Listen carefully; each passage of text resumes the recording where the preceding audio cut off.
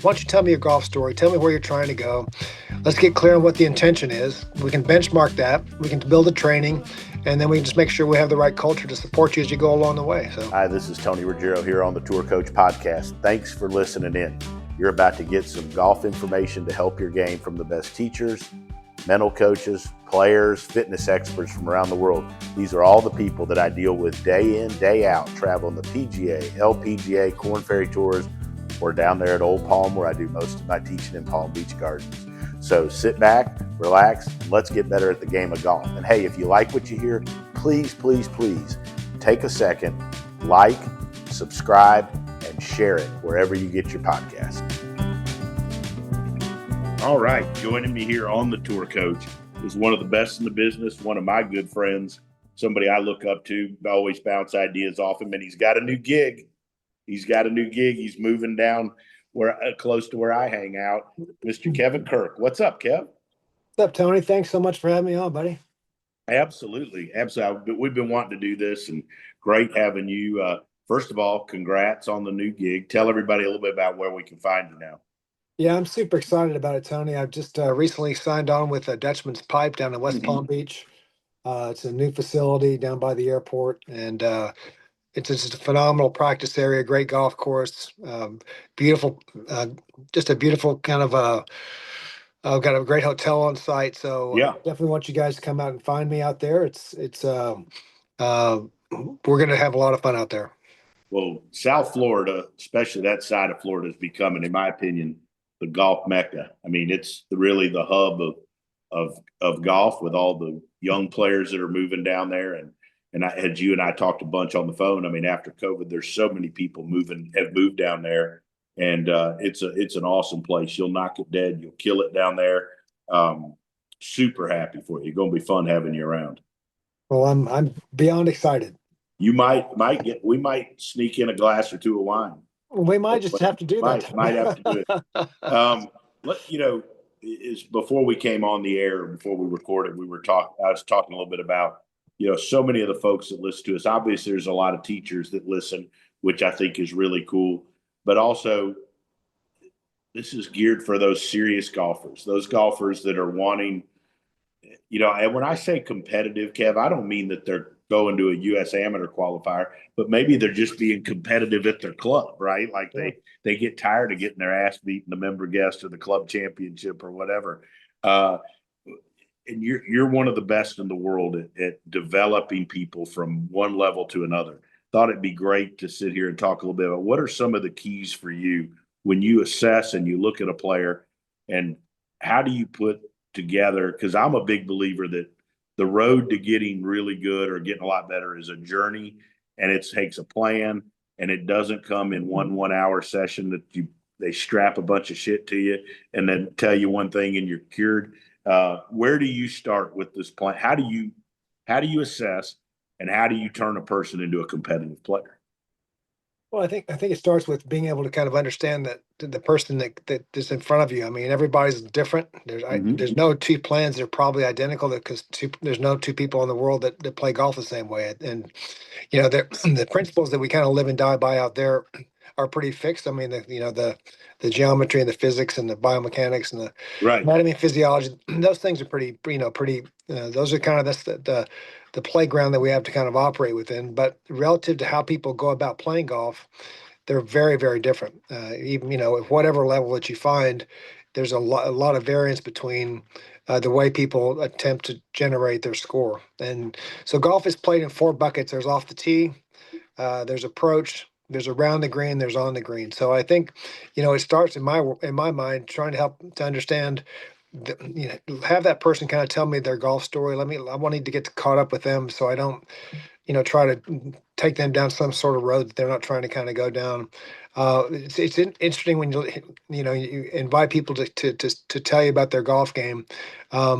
It's always super helpful for me, because it allows me to kind of get an idea of what they're, when they feel like they were playing their best, maybe what their challenges are, and it's just a good starting position, point for me, instead of assuming a bunch of things that may or Right. may or not be helpful. So, um, I mean, I do think that kind of that we'll call it an interview or so, whatever you want to call it, but it's just a chance for me to kind of hear their golf story. I think it's just important that they voice that, and so it gets me kind of caught up to where you started and how you got to where you are today. Um, and the next thing that I like to try to kind of look at is um, try to get some sort of idea about how they perceive themselves in those different areas. I mean, how do you you feel like are you a good driver of the golf ball? Yes or no? Do you put it in play off the tee? Tell me about your approach shots. Are you good at long approach? Let's say over 100, and pour from 100 to 30, or the other way around. And once you get up around the green, we'll call it inside 30 yards. How do you operate there off the three surfaces: the fairway, the rough, and the bunker? And then on the green, are you a good, long putter or short putter? Let them maybe subjectively rate themselves on a 1 to 5 scale, so I can kind of get an idea of where they think they are, and then try to maybe shoot some video or go out and watch them play a few holes and try to figure out, is it matching up with what they're telling me? Because sometimes there can be a mismatch there, and then every now and then you'll find somebody that has developed just a real clever way to kind of go about being able to kind of do it that may not be something that you would teach somebody. Right. Like Jim Furyk, and watching Jim Furyk play, you would never teach anybody to do that, but the guy's obviously one of the best players that's ever played the game. So giving people the opportunity to kind of also show me, all right, hey, I'm pretty good at putting, and you watch the putting stroke and you're going, no way. And then the guy stands up and holes everybody looks at. Okay, well, if that's the case, then I don't need to get in there and try to superimpose my thoughts and my ideas on him. I need to try to figure out how he's doing it, make sure that he keeps doing that, at a level that allows him to get to the scores that he's trying to get to. I think that's real important too, like what you were, those types of players. I see a lot of those at the club level. I'm talking like folks that are maybe 15 handicappers trying to become single digits, and you'll say, "Hey, how's your putting?" And they'll say, "I'm a good putter." And you watch them hit some putts and set up, and it wouldn't be what you and I would traditionally. But heck, you talk to their buddies, and you go out and you watch them on the putting green, and you watch them play a couple holes, and you're like, "Well, hell, I mean, for where they are, they're a really good putter. I mean, they don't, they make most all their short ones. They don't three putt a lot. So I think that's a pretty interesting perspective too, because I think that a lot of people, teachers and people, they go to somebody, and if something doesn't look the way it's supposed to, Yeah. they automatically assume, well, we got to get better at that. And especially with recreational or club level golfers trying to get better, that's a good point, what you just said there. Yeah, and I did a school last week and down at our place, and then one of the things that was kind of struck me is, there was some discussions on the range about technique and really trying to help these people, and watching them on the range, trying to onboard some of the new stuff that they were trying to do, was clearly a struggle for them. And then we went out and watched them play in the afternoon, and they were actually so much better actually playing golf than on the range. I mean, it kind of flipped me on my head a little bit, because sometimes I get the impression that it's the other way around, but these people actually played way, way better, and just, having their own way of kind of getting it done. So, it just kind of gets me back to that idea of, okay, why don't you tell me your golf story? Tell me where you're trying to go. Let's get clear on what the intention is. We can benchmark that. We can build the training, and then we can just make sure we have the right culture to support you as you go along the way. So, That's something I've always tried to carry in my teaching, that that helping people get better takes a lot of different skill sets. It's not just me fixing a full swing or whatever. And I think that's something you do such a good job. The time I've spent with you, a lot of it was down at Doral or on the range or at a dinner at a PGA Tour event. And but the understanding that really getting somebody better takes more than one thing. To me, it takes a whole comprehensive approach, like you say, of looking at everything and where it goes. It's no different than the accountant looking at your books, trying to find out where the hell all the money is. yeah, exactly. And I think that, the one thing and to be a successful coach, you have to be able to kind of get people to where they want to go. So, spending enough time on the front end of that to accurately identify what is their intention, what are they trying to do, right? Because if their intention is just to hit better drivers, and I'm out there working on their putting, they're not gonna feel great about that, right? Mm-hmm. So if they're trying to lower their score, then that's a different discussion than maybe Right.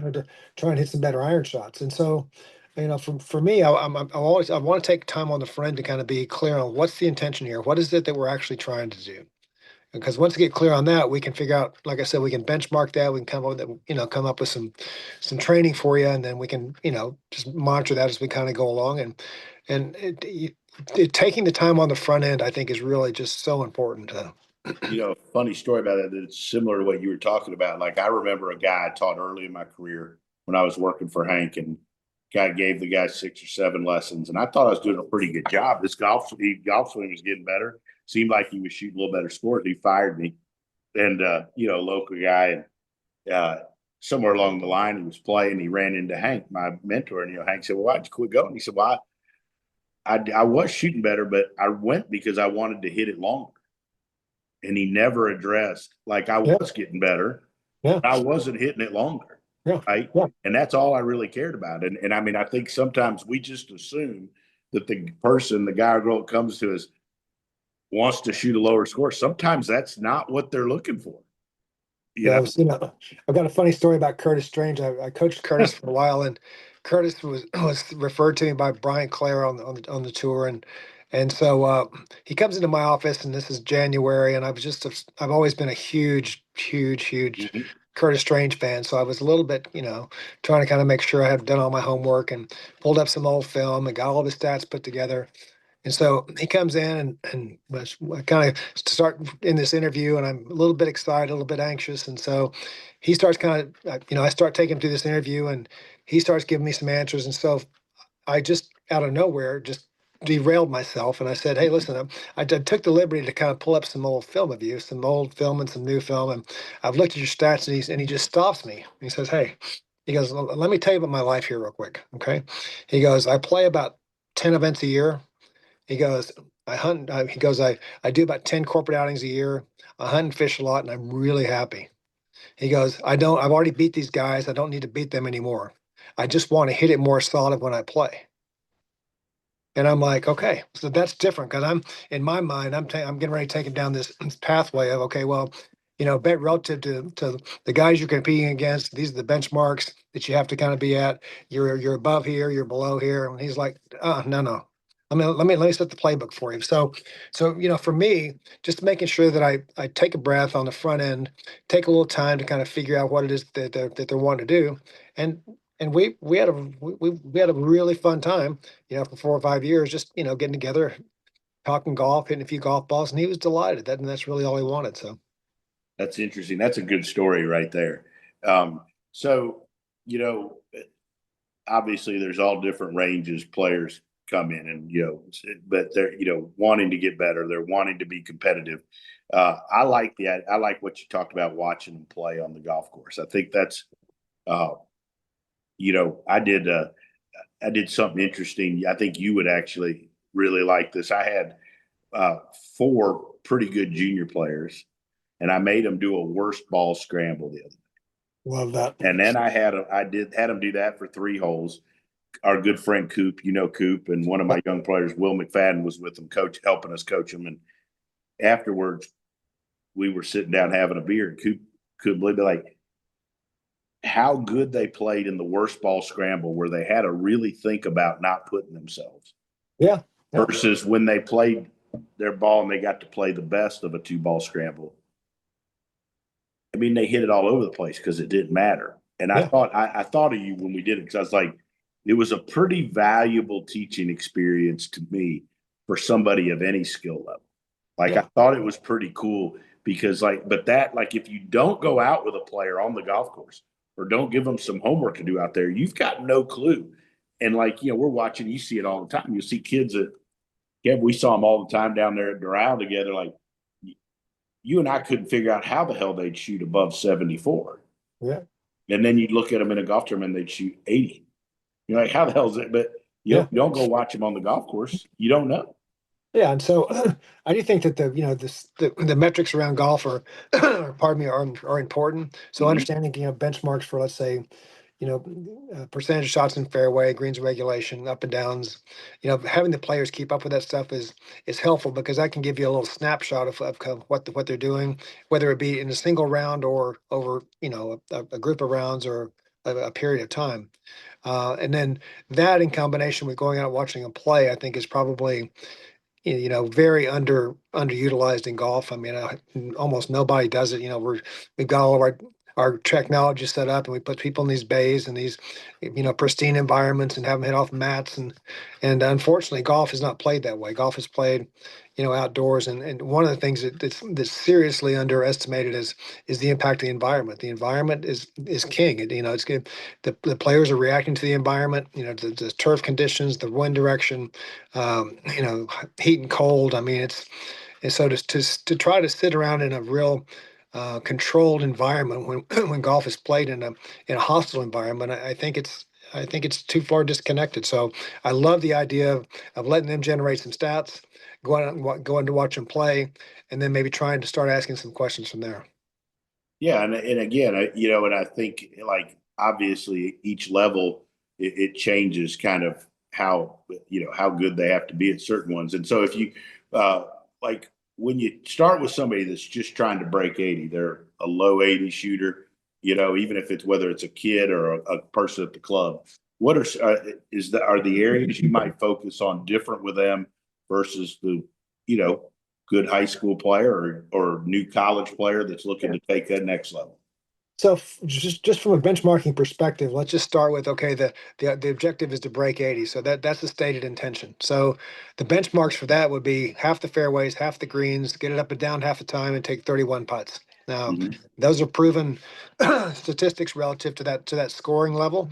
And Hmm. so it would start with this idea that, okay, how are you when you go out to play, let's say if you chart 5 rounds, how are you relative to those benchmarks? Do you hit, at least half the fairways, or you hitting at least half the greens? And usually what you'll see is, okay, so somebody's the players are going to be pretty good at a couple things, and the low hanging fruit might be, for example, it might be drive it pretty good, my iron plays okay, I'm getting it up and down 25% of the time and taking 36 putts. Well, you can sit here and tell me all you want to about the fact that your long irons need to get better, but the low hanging fruit for you here, Chief, is going to be this, chipping the ball better and learning how to get it up and control yourself on the green.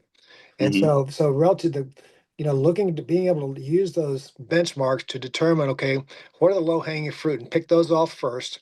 And then if you want to kind of get into some more, detailed things relative to, oh, I want to improve my long irons, that's great, but it's not going to impact your score that much. And then, so being able to show them that, and then, if this lowering of the score is really what you want to do, then this is how good you have to be. This is what good is. The only other thing you have to keep in mind with players is, do they have a high magnitude miss that brings, double or Right. triple into play? So if they're hitting all their benchmarks, but 3 times around they're hitting it out of play and making doubles and triples, then you need to kind of, have a look at that high magnitude miss. And so if a person wants to get to even par, it's only 10% better. So 10% would be 60% of the fairways, 60% of the greens, 60% up and down, and 30 putts. If they want to be a world class player, it's 10% better than that. So 70% of the fairways, 70% of the greens, 70% up and down, and 29 putts. Now, you can not like all that, but that's, if you want a money ball, that's the money ball. That's what's required to shoot those different levels of score. I think the fascinating thing about that is if you and I were sitting there with probably a group of 5 to 15 handicappers, and you said, "Hey, how many greens and how many fairways do you have to hit more than what you do to become a world class player?" I would bet you 90% of them would be so far off. Oh, shock. And on the high side, they would think that they're so much further away. Yeah. And going back to what you said about the high magnitude miss, I always like to ask recreational player, club level players, or obviously most of the juniors use some sort of stats now. But like, hey, if you make worse than a bogey, just write it down and tell me next time over your last Yeah. 4 or 5 rounds what caused the double. And there's Yeah. almost always a trend in there. Yeah. Or Sure. I dump wedges off of downhill slopes into the Yeah. water, or 2, 3, like you said, 2, 3 times around, I hit the thing 50 yards right. Yeah. Well, heck, that affects what you and I are going to work on. Absolutely. So So relative to score, I mean, that's the, if score is the measuring tool here, then understanding how score is generated is really important, and making sure that the player understands that. And so, and it's really interesting, Tony. I mean, in a lot of cases, if you simply give them the information, a lot of times they can organically sort it out. They Right. just, gosh, I didn't know I was supposed to, I didn't know I had to be that good, or gosh, I'm better here than I thought. I can free up some attention to go work on something else. So, so for me, it's really, if score is the objective, then we need to talk about what good is and how good do you have to be in these different areas to be able to shoot the scores you're trying to shoot. Yeah, the whole idea too about, I think that really getting down to it and explaining to them, because like you said, I think some folks are better at certain areas by far than they think. And you know, we've watched players where you're like, hey man, like that's pretty damn good. Yeah. You know, and then some of it can be, I mean, to be honest, some of it can be just like when I think of off the tee stuff, I'll see a lot of golfers that just have one shot, one speed. That's all they do. And yet I know we've been at a million tour events, and I know guys you've taught, I mean, they've got different shots and different speeds they'll go to Yeah. fit things in. And to me, that's just like an area like when you, how few golfers understand that. And that yet if you sit down and you're like, well, hey, what if what if you tee it low and you go ahead and you just hit a low cut out there, but you're going to hit that thing in the fairway every time? You know, like how you can help people reduce scores without just jumping in there and changing it. Yeah, I think to your point, there's a lot of, helping them get a kind of a safe shot that they can kind of depend on off the tee is really important. And a lot of the guys on tour will use that, just tee it close to the ground and just hit that little bleeder out there. So, Right. yeah, so I think, you start kind of looking at all that. I mean, um, I also, starting to kind of also kind of maybe approach it um, from a coaching perspective. If you start kind of um, looking at the number, looking at how they generate their score, and try to help them figure out kind of what those low hanging fruit are. That's probably the quickest way to lowering score. And one of the things you talked about is, things come up, as you kind of get into this. Okay, so for example, if you got a guy that's uh, maybe kind of struggling with not driving in the fairway enough, okay, and you start talking to him, you said, well, do you have a strategy off the tee? No, I just grab my driver and hit it every hole. Okay, well, the tour players, when they're looking at a shot off the tee, they're saying, okay, if I took 10 shots from here with this club, what's going to happen? And they're trying to kind of get to 7 out of 10 before they pull a club and pick a target. And that can change from day to day. When they're feeling really good, and if their driver swing feels great, the fairways, that's a different story than a day where they've hit some kind of loose shots and want to have to stand up there and still, so that 70% rule is a really good rule to try to make sure that you get, it allows you to kind of go through, try to make sure that you're picking a high percentage shot on every shot that you play. So I find going out on the golf course with golfers of all these levels that we're talking, I find it interesting how many of them, when you'll say, well, why are I'm going to hit driver here, but I have to hit a good one to be able to get yeah, over, or I've got to hit a really good one or it's out of play. yeah, Well, then that's not the club. correct. If you have to hit your best drive, I mean, I get it if it's the 18th hole and you got a chance, or 16, you got a chance to win the golf tournament. It's the only way to make, but day in, day out, that's not the way. Yeah, so if you put it in a traffic light, let's say format, where 7 out of 10 or higher is a green light shot, 4 to 6 out of 10 is a yellow light shot, and 0 to 3 out of 10 is a red light shot. The tour players that I've been around are really good at picking mostly green light shots with a few yellows. Okay, they never, unless you, like you said, last hole of the tournament, trying to kind of in a match play scenario, they'll take on a red light shot from time to time, but it's only very very frequently. And watching the amateurs play and watching people go out there on the golf course, it's a lot of yellows and reds and with a few greens. So I think a lot of it has to do with just the way they're kind of looking at, if you want to lower your score, one of the other ways to do is just keep that 7 out of 10 rule kind of going, and pick that high percentage shot. Another thing I don't think they do very well is that I know that I can remember first time going to tour events, And the first time too, like where you're with the player, but then they're playing a practice round with somebody that's one of the best in the world, how much they look at where they want to leave the ball and assume that they're going to miss some shots. Yeah. Yeah. Recreational golfer or the guy trying to become a 5 handicap from 10 never thinks about that stuff. Yeah. Well, the other thing too, Tony, on the tour is the level of kind of detail that they get into about a shot is much higher. So they don't use lasers on the tour. They use yardage books. So yardage book, you've got, okay, here we are. Here's the distance to the front of the green. Here's where the pin is. Here's, there's possibly a discussion about, an over distance. There might be a carry distance over a bunker that they have to manage. There might be a ridge that they're trying to kind of get, so their thought process is a lot deeper than even the high school and college kids. I mean, I'm on them all the time. Just put the laser down, Right. It's not just just 157 go, right? Then I think it's like, okay, what's the front? The front's 42. Okay, well, we get how far are the greens rolling? They're rolling about 7 when the balls land. Okay, so this is a let's say kind of 42 plus 7. That's a 30. That's a 49 shot. It's not a 57 shot, right? And which side are we approaching from, right or left? Oh, okay, we got to approach from the left. Okay, all right, now 149 approaching from the left. Let's go. So. No, that's awesome stuff. And again, too, it kind of the last part of this is like, to me, understanding how to practice stuff. Like, I do a lot of stuff with guys, players of all, where like, hit one, you should never be hitting at something on the range where you don't know the yardage. Right. But 2, hit some shots that are like what you need to do on the golf course. It's 100 and like you were just talking about, it's 135 to that flag, but it's got to carry 130 and it can't go left of the flag. Yeah. Like those are the scenarios that you encounter.